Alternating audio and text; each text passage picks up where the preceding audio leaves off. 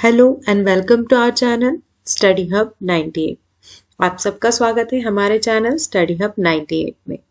आज हम इस वीडियो में कक्षा 8वीं के इंग्लिश के लेसन 1 अनदर चांस की बुक एक्सरसाइज और क्वेश्चन आंसर्स देखेंगे। सो हम शुरू करते हैं। एक्सरसाइजेस दी गई हैं जिसमें फर्स्ट एक्सरसाइज हमारे पास में है लिसन एंड रिपीट। इसमें हम लिसन करेंगे वर्ड को और रिपीट करेंगे साथ में। तो late us start. Beginning, winning, forgiving, ये तीनों वर्ड्स हमने इस चैप्टर में पढ़ रखे हैं। बिगिनिंग मतलब शुरुआत, विनिंग यानी जीतना, फॉरगिविंग यानी माफ करना। नेक्स्ट है हमारे पास स्टार्ट, हार्ट, पार्ट। ओके, तो ये सारे राइमिंग वर्ड्स दिए हैं आपको कि किस तरह से राइमिंग वर्ड स्पेल होते हैं।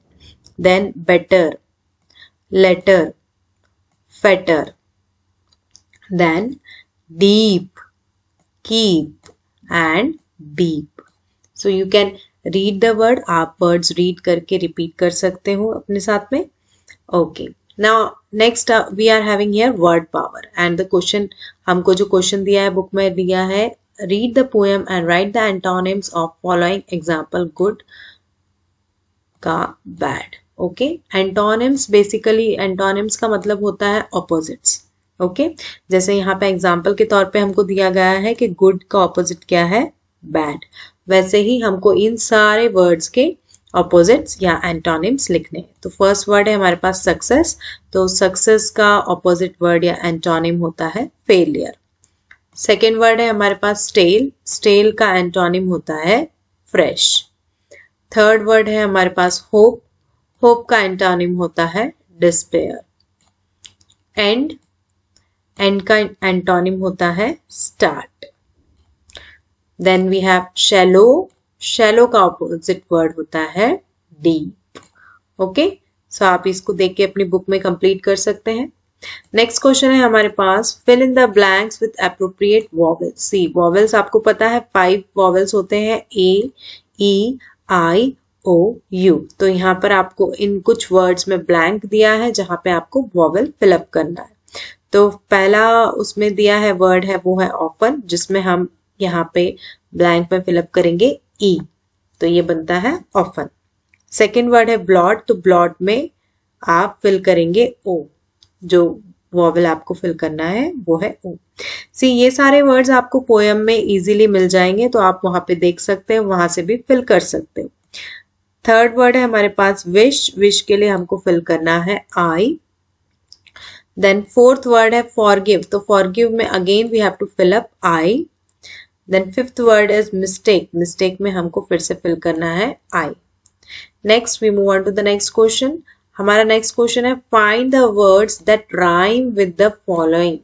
सी, राइमिंग स्कीम मैं आपको पहले भी समझा चुकी हूँ, जो सेम सिमिलर साउंड प्रोड्यूस करते हैं वो वर्ड्स राइम करते हैं एक दूसरे के लिए। तो यहाँ पे फर्स्ट वर्ड हमको दिया है शाइन, तो शाइन का राइमिंग वर्ड हो सकता है माइन। सेकेंड वर्ड हमको दिया है थ्रू, थ्रू का राइमिंग वर्ड हो सकता है Drew.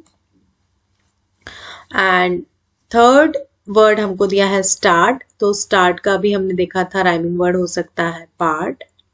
Then fourth word we are having beginning, तो बिगिनिंग का राइमिंग वर्ड हो सकता है winning. So let us move on to the next question.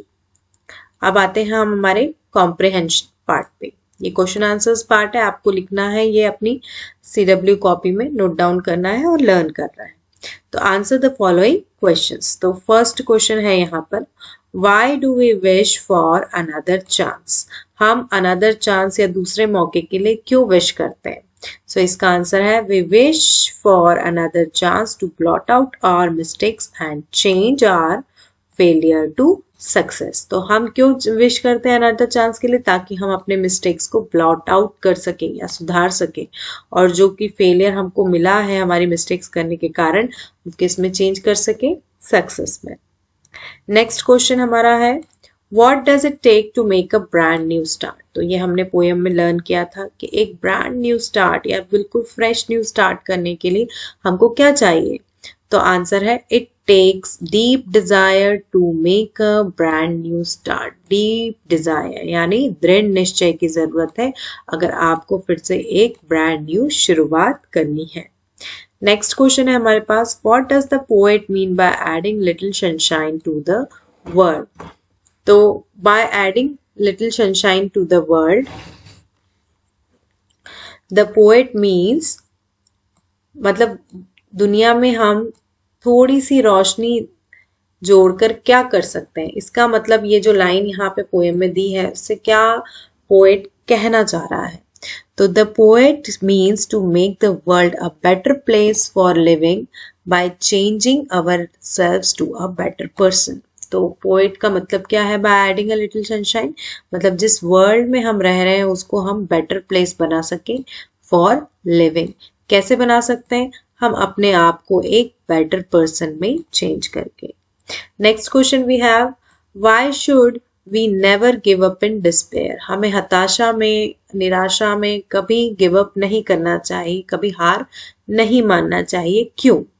We should never give up in despair for there is always a tomorrow to make a new beginning. हमको कभी भी हताशा में या निराशा में गिव अप नहीं करना चाहिए, हार नहीं मानना चाहिए, क्योंकि हमेशा एक कल आपके लिए होता है जब आप एक नई शुरुआत, एक फ्रेश बिगनिंग कर सकते हैं.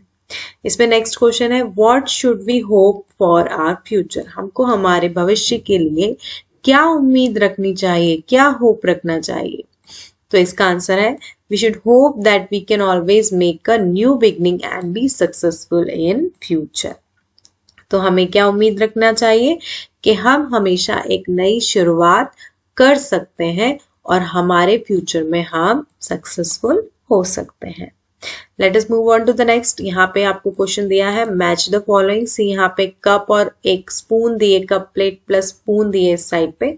यहाँ पर मैंने वर्ड्स जो वहाँ पे लिखे हैं उसमें कप में या स्पून में वो यहाँ पे लिखे हुए हैं, तो आप उनको मैच कर सकते हैं. अगर आपने पोएम अच्छे से पढ़ी होगी तो आप ये क्वेश्चन इजीली कर पाएंगे. अ चांस टू, यस इसका आंसर है blot out our mistakes. Second, it only takes, अभी हमने देखा था क्या लेता है, अ डीप डिजायर, एक दृढ़ निश्चय. फिर to add a little sunshine, yes we can add a little sunshine.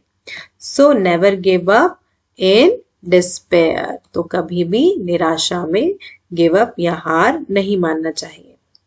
इसके बाद बुक में हमारे पास और भी एक्सरसाइज है जिसमें है let's read. So see passage read करना और उसके थ्रू आप क्वेश्चन आंसर करना, ये बहुत इंपॉर्टेंट है क्योंकि एग्जाम्स में जनरली पैसेजेस आते हैं जिसमें से आपको आंसर देना होता है. तो हमारी बुक में ऑलरेडी पैसेजेस दिए हैं बहुत सारे चैप्टर्स में, तो आप उनको रीड कर सकते हैं और प्रैक्टिस कर सकते हैं कि कैसे आप उनको आंसर करेंगे. तो हम पहले पैसेज पढ़ेंगे. Two crows challenged each other to see which of them could fly higher while carrying sacks of the same size. तो दो कौवे थे, उन दोनों ने एक दूसरे को चुनौती दी कि उन दोनों में से कौन ज्यादा ऊंचाई पर उड़ सकता है, कब, जब उनके पास बोरे हो सेम साइज के. सैक्स यानी कि बोरे. Okay okay. The First crow filled his sack with cotton and laughed at the other crow who filled his with salt which was much heavier. तो जो फर्स्ट क्रो था उसने क्या करा, अपने सैक में उसने फिल किया कॉटन यानी रुई फिल करी, और वो हंस रहा था किसके ऊपर, दूसरे क्रो के ऊपर. क्यों? क्योंकि उसने अपने सैक में क्या डाला, सॉल्ट. ओके, उसने अपने सैक में क्या फिल किया, salt. However, when it began to rain, as the second crow had expected, अब second crow ने क्यों salt fill किया, क्योंकि उसने expect किया था कि रास्ते में जब वो उड़ेंगे तो वहां पर बारिश हो जाएगी. तो वहां पे बारिश होना शुरू हो गई, और क्योंकि उसके सैक में या उसके बोरे में salt था तो वो dissolve होने लगा. The salt began to dissolve यानी पानी में घुल गया. The cotton absorbed the rain water and became so heavy. तो कॉटन यानी कि रुई क्या करेगी, रुई उस रेन वाटर को एब्जॉर्ब कर लेती है, उसे और सोख लेती है, तो इसकी वजह से उसका क्या होता है, वजन बढ़ जाता है, वो हैवी हो जाती है. That the first crow did not even have the strength to get off the ground. तो वो क्या हुआ, जैसे ही बारिश हुई रुई ने बारिश का पानी सोख लिया और वो बहुत हैवी हो गई. तो जो फर्स्ट क्रो था वो ग्राउंड से ही उस सैक को लेकर ऊपर उड़ नहीं पाया. And he had to admit his defeat. तो उसे अपनी हार माननी पड़ी. अब बेस्ड ऑन इस पैराग्राफ के ऊपर बेस्ड आपको यहाँ पे कुछ क्वेश्चंस दिए हैं जिनके आपको आंसर करने हैं. तो यहाँ पे हमारा फर्स्ट क्वेश्चन है, व्हाट वाज द चैलेंज. तो यहाँ पे चुनौती क्या थी, the challenge was that which crow could fly higher. तो चैलेंज या चुनौती क्या थी कि कौन सा कौवा ज्यादा ऊपर तक या ज्यादा ऊंचाई तक उड़ सकता है. सेकेंड क्वेश्चन है, what was there in the first crow's sack. तो फर्स्ट क्रो के सैक में या बोरे में क्या फिल हुआ था या उसने क्या फिल किया था. तो there was cotton filled in first crow's sack. तो उसने क्या फिल किया था, कॉटन यानी कि रुई देन या कपास. थर्ड क्वेश्चन है हमारे पास, what was there in second crow's sack. तो दूसरे कौवे के सैक में या बोरे में क्या फिल्ड था. There was salt filled in second crow's sack. तो सेकेंड क्रो के सैक में या बोरे में क्या फिल था, salt. Yes. Next, who was expecting rain. किसको उम्मीद थी कि रेन होगी. Yes, the second crow was expecting rain. तो जो सेकेंड क्रो था उसे पता था या उसको उम्मीद थी कि रेन होने वाली है. फिफ्थ क्वेश्चन है, हु वॉज डिफीटेड. तो कौन हार गया था या किसकी पराजय हुई. तो the first crow was defeated. तो फर्स्ट क्रो हार गया था. इसके बाद हमारे पास लेट्स राइट में भी एक क्वेश्चन है, right a paragraph on a night before examination using the expressions given below.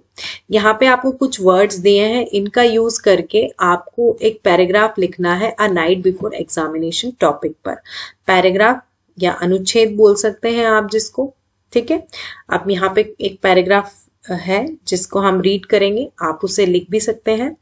So here is the answer of this question. कुछ वर्ड्स हैं जो इसमें कॉमनली आना चाहिए, like lack of self confidence, worry, confusion, books and notes scattered, cramming, forgetting, expected, questions, last revision, no food, no sleep, parents angry, fear of examination, lack of self confidence. Okay, तो ये सब चीजें हम face करते हैं जब हम exam के लिए प्रिपेयर करते हैं.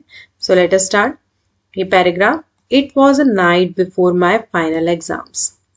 Having revised all my chapters, still I was a little worried and this created a lot of confusion. तो ये मेरी फाइनल एग्जाम्स के पहले वाली रात थी और मैंने सारे चैप्टर्स अच्छे से रिवाइज कर लिए थे. स्टिल मैं बहुत चिंतित था और मुझे बहुत सारा कंफ्यूजन हो रहा था. All my books and notes were scattered here and there in the room. तो मेरे सारी बुक्स सारे नोट्स पूरे रूम में बिखरे हुए थे. ऑन द बेड, मेरे बेड पर, and on my study table, मेरे स्टडी टेबल पर भी बिखरे हुए थे. I was cramming my answers again and again. मैं सारे आंसर्स बार बार रट रहा था. क्रैमिंग का मतलब होता है रटना. Still was forgetting while writing them down. लेकिन जब मैं उनको लिखने बैठ रहा था तो मैं क्या कर रहा था, मैं उनको भूल जाता था. I was focused on learning the expected questions to the most. मेरा फोकस किस पे था, जो expected questions है उनको properly अच्छे से learn कर लूं. And decided to complete my last revision. फिर मैंने decide किया कि अब मैं lastly अपना revision complete कर लूंगा. My parents called me again and again for dinner. तो मेरे पेरेंट्स रात में मुझे रात के खाने के लिए बार बार आवाज़ें दे रहे थे. But I did not pay any heed. मैंने उस तरफ कोई ध्यान नहीं दिया. I did not sleep or took a rest for a second. तो मैं थोड़ी देर के लिए भी मैंने नींद नहीं ली या मैं थोड़ी देर के लिए भी आराम नहीं करना चाहता था. My parents were very angry at me. तो मेरे पेरेंट्स क्या हो गए, नाराज हो गए मुझसे.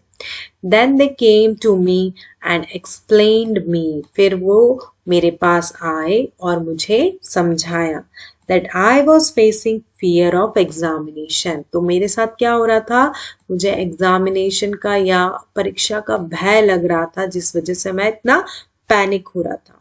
And if I continue to panic, I shall lose my self confidence. तो उन्होंने मुझे बताया कि अगर मैं इस तरह से परेशान होऊंगा, इस तरह से पैनिक करूंगा, तो मैं अपना सेल्फ कॉन्फिडेंस लूज कर दूंगा. And would not perform well in exams. तो सेल्फ कॉन्फिडेंस लूज कर दूंगा तो मैं एग्जाम्स में अच्छे से परफॉर्म नहीं कर पाऊंगा. तो उनकी बात मुझे समझ में आई, तो फिर मैंने क्या किया, I try to relax myself, had my food and went to bed with confidence. तो मैंने अपने आप को रिलैक्स किया और फिर मैंने खाना खाया, मैंने डिनर लिया और अपने बेड को विथ कॉन्फिडेंस के साथ मैं सो गया, ताकि मैं अगली सुबह जाके एग्जाम क्लियरली दे सकूं.